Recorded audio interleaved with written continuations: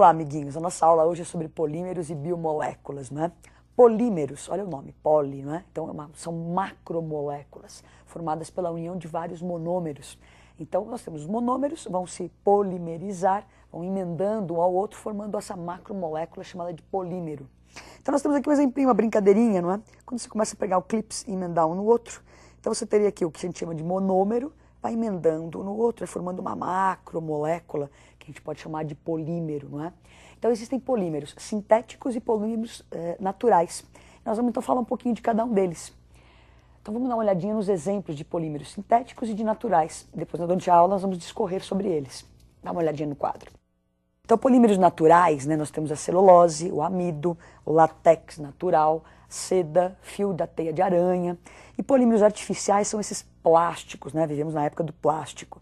Então, polietileno, teflon, nylon, poliéster, borracha sintética, acrílico, são alguns exemplos desses polímeros. Bom, agora o que nós vamos fazer então é ver essas reações dos polímeros, as polimerizações. Fiquem atentos que no vestibular, às vezes, não é? Nós vamos fazer um primeiro caso de polímeros, que é polímeros de adição. Então nós vamos adicionar uma molécula a outra. Então, às vezes no vestibular você tem lá umas alternativas, quais substâncias abaixo podem formar um polímero. Então fiquem atentos se você tem a dupla ligação, porque essa dupla ligação no monômero que vai romper e abrir os bracinhos para se emendar uma molécula na outra. Então nós vamos ver o primeiro caso de polímeros, são polímeros de adição. Para ter um polímero de adição, eu vou ter que ter essa estrutura, né? Esse C dupla C ali, porque é justamente uma das ligações da dupla que eu vou romper. Então, se você olhar no produto, tá ali eu tracejadinho, olha a cor, não é? Então você quebrou a dupla, sobram valências livres nos carbonos, e eu vou emendar esse C, ligação simples C, várias vezes, olha, N vezes. Então, formando a macromolécula que seria o polímero. Então, vamos primeiro um exemplo de polímero de adição. Então, nós temos aí o polietileno, né? Então, você tem o eteno ou o etileno, quebramos a dupla ligação, na presença de catalisador, pressão e calor, formamos o polietileno. Então, a estrutura lá, olha, C, tracinho C, que vai se repetir N vezes, não é? Então, nós vamos emendar isso N vezes, formando o polietileno. Um próximo exemplo. Então, nós temos aí o cloreto de vinila, que seria o monômero, temos a dupla ligação, você rompe a dupla, vai formar lá então o monômero que vai se repetir N vezes, dando origem ao polímero. É o policloreto de vinila, que é o PVC, para fazer tubulações de encanamento de casa, não é? Próximo exemplo. Então temos aí o tetrafluoretileno, não é? Nós vamos quebrar essa dupla ligação, presença de catalisador, pressão, calor, vamos formar o politetrafluoretileno, que dá origem ao teflon, que você usa na frigideira, devido à baixa aderência que ele tem a materiais, a inércia química, a resistência ao calor, não é? Então eu posso dar nas minhas panelas para que as coisas não grudem, então ele resiste bem ao calor e me ajuda na limpeza dessa panela também depois, a gente agradece a química por isso, né? Bom, então nós já vimos a polimerização por adição, onde o que era importante é ter aquela dupla ligação, onde você vai romper e emendar os monômeros, não é? Agora a gente vai ver uma polimerização por condensação. Então eu vou ter duas estruturas, como se fossem aqui nossos clipezinhos, duas moléculas que podem ser iguais ou diferentes. Essas moléculas, não é, eu vou tirar delas, não é, uma coisinha menor para formar ou água ou HCl. Então eu vou pegar essas duas moléculas, retirar uma parte de cada uma delas e vou emendá-las, né, formando o que a gente vai chamar de monômero. Isso aqui vai se repetir N vezes. Então, numa polimerização por condensação, eu vou ter duas substâncias, vou unir essas duas substâncias e depois polimerizar, não é? Então, vamos ver um exemplo da polimerização por condensação.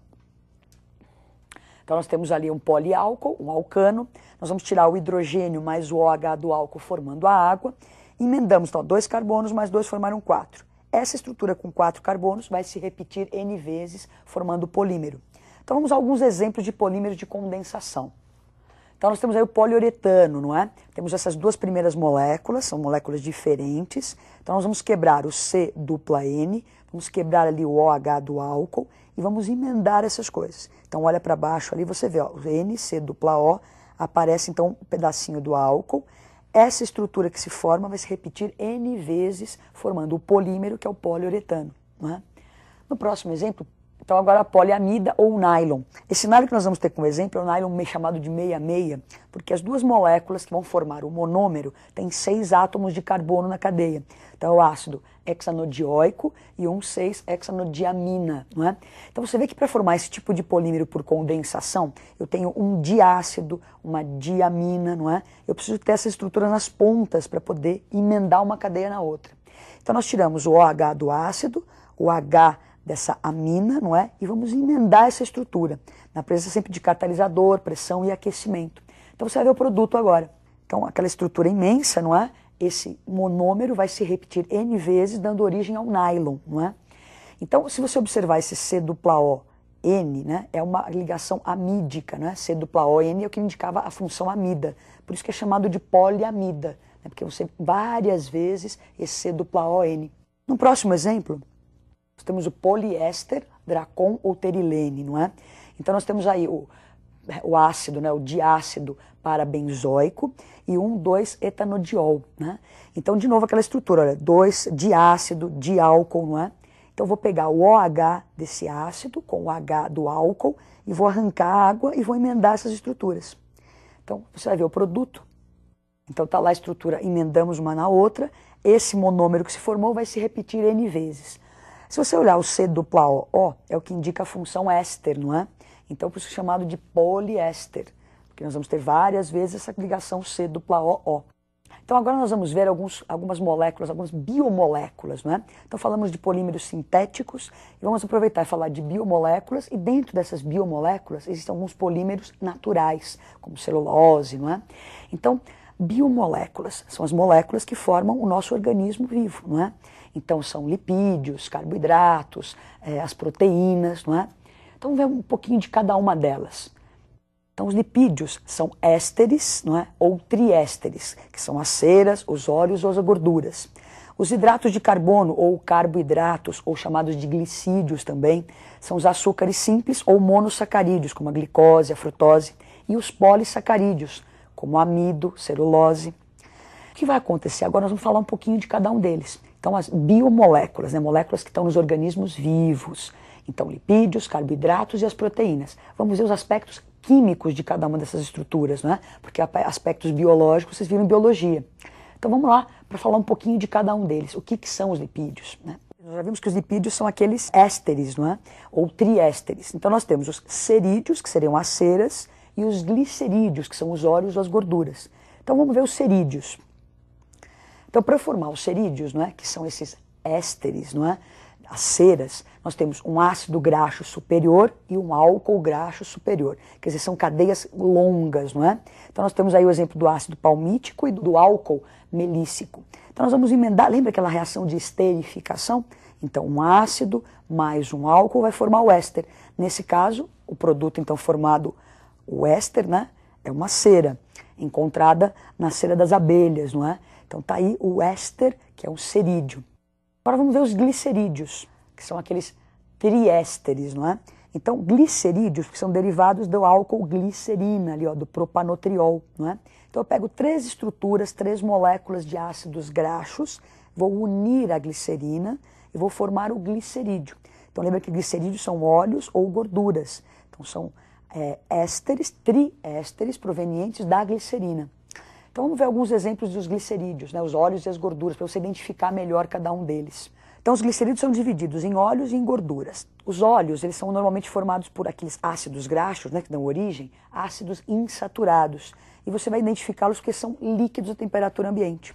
As gorduras já são formadas por ácidos saturados e a temperatura ambiente serão sólidos.